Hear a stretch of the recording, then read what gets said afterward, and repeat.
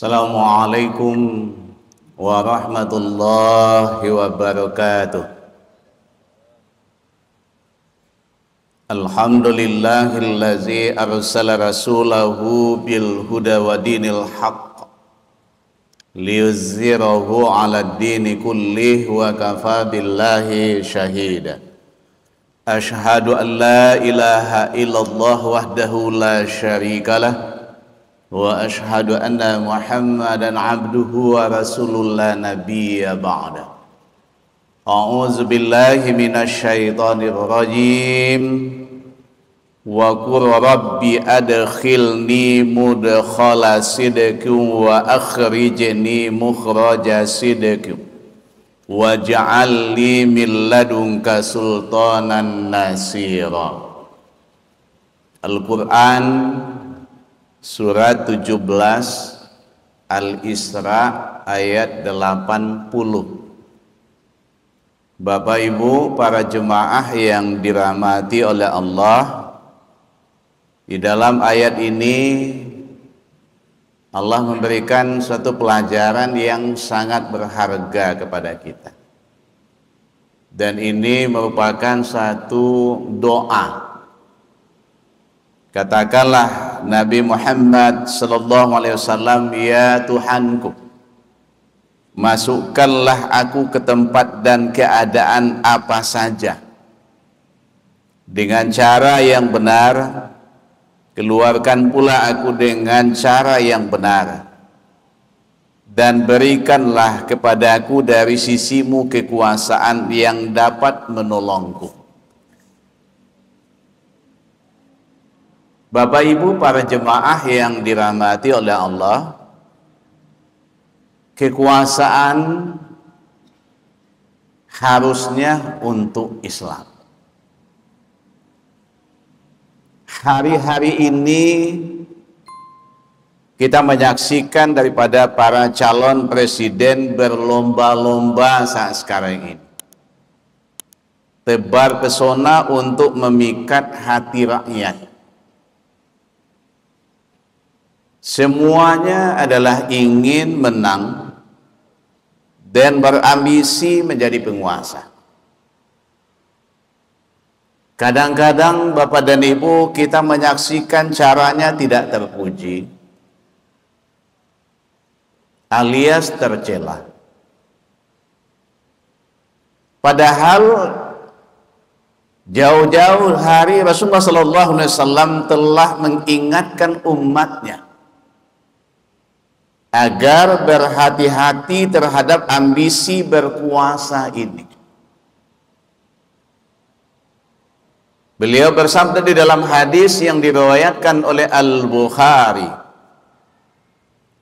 innakum satahrisuna alal imarati wa tasiru nadamatan wa hasratan yaumal qiyamati. Kata Nabi, sungguh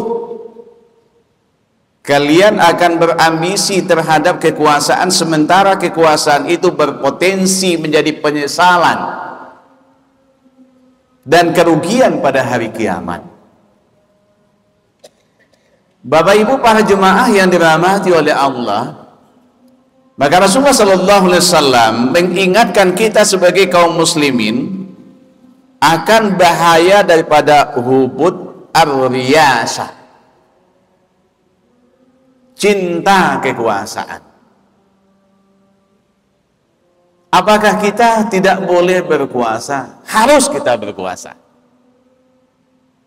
Apakah kita umat Islam ini tidak harus memegang kekuasaan? Harus kita umat Islam memegang kekuasaan. Akan tetapi adalah ancaman yang dinyatakan itu adalah bahaya daripada cinta kekuasaan. Jadi kalau cinta kekuasaan mungkin dengan segala cara dia lakukan. Apalagi jika adalah kekuasaan itu ternyata diraih dengan jalan manipulasi, dengan jalan adalah rekayasa. Maka di antara bahaya tersebut adalah bisa jadi mendatangkan kerusakan pada agama para pelakunya. Yang pertama, jadi bisa jadi adalah kerusakan pada agama pada para pelakunya. Maka Nabi Shallallahu Alaihi Wasallam bersabda dalam hadis yang diriwayatkan oleh At-Tirmizi, dan ini adalah suatu peringatan yang keras. Mazibani ja'iani ursila fi ghanamin bi afsada laha min hirsil mar'i alal mali wasarafi lidinihi. 2 ekor serigala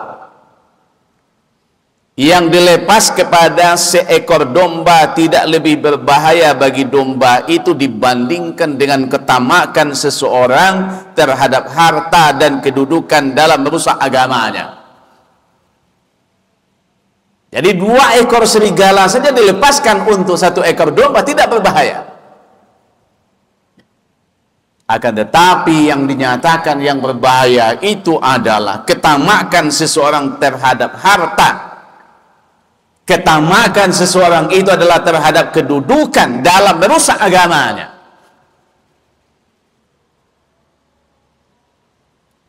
Bapak Ibu para jemaah yang dirahmati oleh Allah,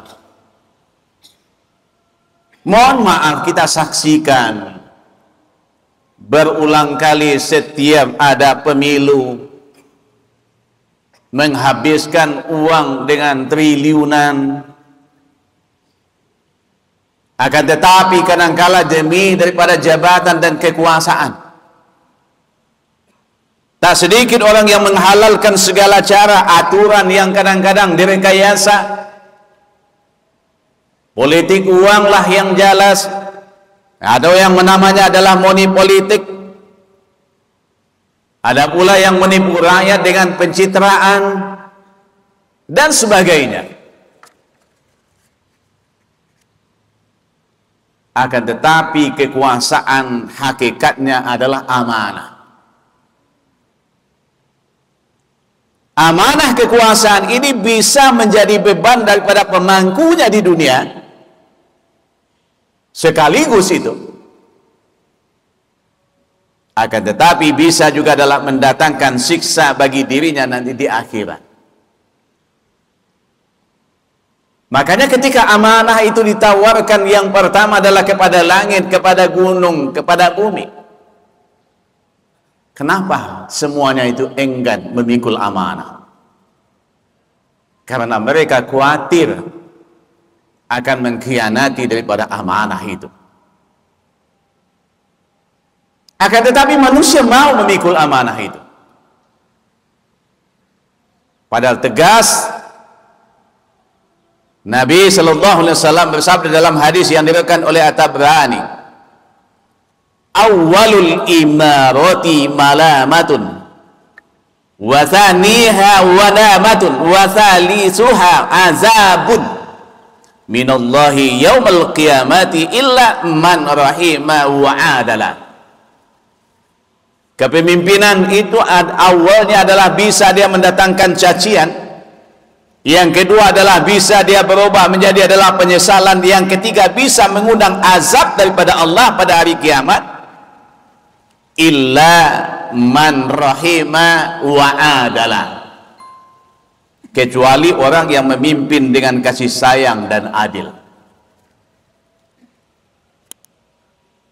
Bapak Ibu para jemaah yang dirahmati oleh Allah, makanya Rasulullah Sallallahu Alaihi Wasallam mengingatkan dalam hadis ini bahwa hanya para pemimpin yang punya sifat kasih sayang, bahwasanya para pemimpin yang punya sifat daripada adil yang akan selamat di hadapan pengadilan Allah di akhirat kelak.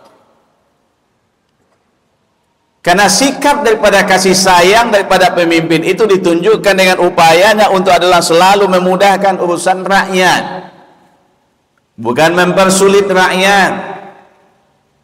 Bagaimana hendaknya memberikan kemudahan-kemudahan kepada rakyat, bagaimana hendaknya mengembirakan daripada rakyat, tidak menakut-nakuti daripada rakyat dengan kekuasaan aparat dan hukum yang kadang-kadang digertak dan lain segala macam. Jangan itu dilakukan, nanti kalau kamu itu melakukan kena tangkap. Masyarakat ditakut-takuti dan lain segala macam. Tak zamannya lagi. Bapak Ibu para jemaah yang dirahmati oleh Allah, adapun daripada sikap adil pemimpin itu ditunjukkan dengan kesungguhannya menegakkan daripada ketentuan Allah. Jangan alergi pula, itu adalah disebut dengan syariat Islam. Jangan sebut-sebut syariat Islam. Kita ini kan bukan negara Islam. Apakah kita umat Islam ini alergi dengan syariat Islam? Apakah sholat ini yang kita lakukan tidak syariat Islam? Apakah puasa yang kita lakukan tidak syariat Islam? Jadi Bapak dan Ibu para jemaah yang dirahmati oleh Allah, oleh sebab itu tidak ada keadilan tanpa daripada penerapan dan penegakan daripada ketentuan Allah. Oleh karena itulah siapapun yang bakal menjadi penguasa lalu saat berkuasa tidak menjalankan pemerintahnya berdasarkan daripada ketentuan Allah, maka dia berpotensi menjadi penguasa yang zalim, berpotensi jadi penguasa yang fasik. Makanya Allah Subhanahu wa taala berfirman di dalam Al-Qur'an mengingatkan dengan tegas. Ini Quran surat 5 Al-Maidah ayat yang ke-45, wa man lam yahkum bima anzalallah faulaika humuz zalimun. Dinyatakan zalimun, zalim. Di dalam ayat yang ke-47 jadi diingatkan lagi dalam Al-Quran yang sama, yakni Quran surah 5 ayat yang ke-47, wa man lam yahkum bima anzalallah faulaika humul fasikun. Fasik. Ini kan tak main-main peringatan Allah. Yang kadang-kadang kalau Ustadz menyampaikan yang seperti ini, ini Ustadz ini sudah provokasi pula ini. Apakah ini tak peringatan Allah dalam Al-Quran? Nah, oleh karena itu Bapak dan Ibu, kita kaum muslimin ini diperintahkan oleh Allah Subhanahu wa taala agar memberikan amanah-amanah itu, terutama amanah kekuasaan, kepada orang yang benar-benar layak, orang-orang yang benar pantas, bukan dipantas-pantaskan. Tentu layaknya berdasarkan daripada kategori-kategori. Nah, diantara bukti daripada kelayakan itu adalah memiliki sikap adil yang dinyatakan oleh Allah tadi dalam Quran, maupun juga adalah menegakkan daripada ketentuan Allah atas diri dan juga adalah rakyatnya. Makanya Allah Subhanahu wa taala berfirman di dalam Al-Qur'an surat yang keempat ayat yang ke-58. Al-Qur'an surat An-Nisa. Innallaha ya'murukum an tu'addul amanati ila ahliha wa idza hakamtum bainan nas an tahkumu bil adli. Sungguh Allah menyuruh kalian itu adalah memberikan amanah kepada orang yang berhak menerima amanah tersebut. Juga adalah menyuruh kalian jika menetapkan hukum di antara manusia agar kalian itu berlaku adil. Jadi berlaku adil itu dalam artian jangan hanya orang kecil yang bersalah dibenam ke dalam penjara, sementara orang yang gede-gede bersalah dia adalah leluasa kemana-mana. Coba bayangkan sekarang ini, yang tukang periksa korupsi sekarang ini sudah jadi tersangka, belum juga lagi ditahan. Tapi coba rakyat kecil yang itu yang bersalah, coba bayangkan sebentar itu adalah ditangkap, ditahan langsung. Apakah ini bentuk keadilan? Apakah ini tidak perintah Allah? Antahkumu bil adli. Bapak dan Ibu senang tidak senang apa yang saya sampaikan ini, silahkan saja. Mau marah sama saya silahkan saja. Ini ayat Allah, bukan kata Nurman Agus, akan tetapi ini adalah ayat Allah yang memerintahkan kita dalam Quran.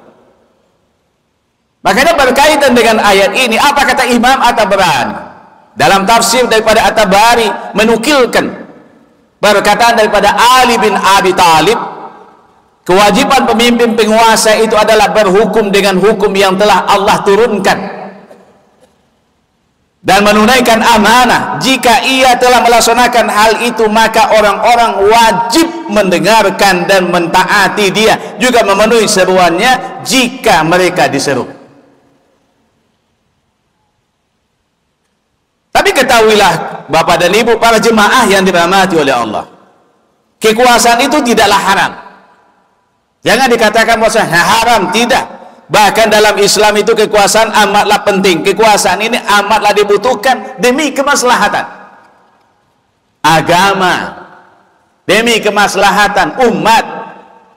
Begitu pentingnya, maka Rasulullah SAW pun berharap dapat meraih kekuasaan. Maka Allah Subhanahu wa taala berfirman di ujung ayat yang kita kutip tadi, waj'al li min ladunka sultanan nasira, berikanlah kepadaku dari sisi engkau kekuasaan yang menolong.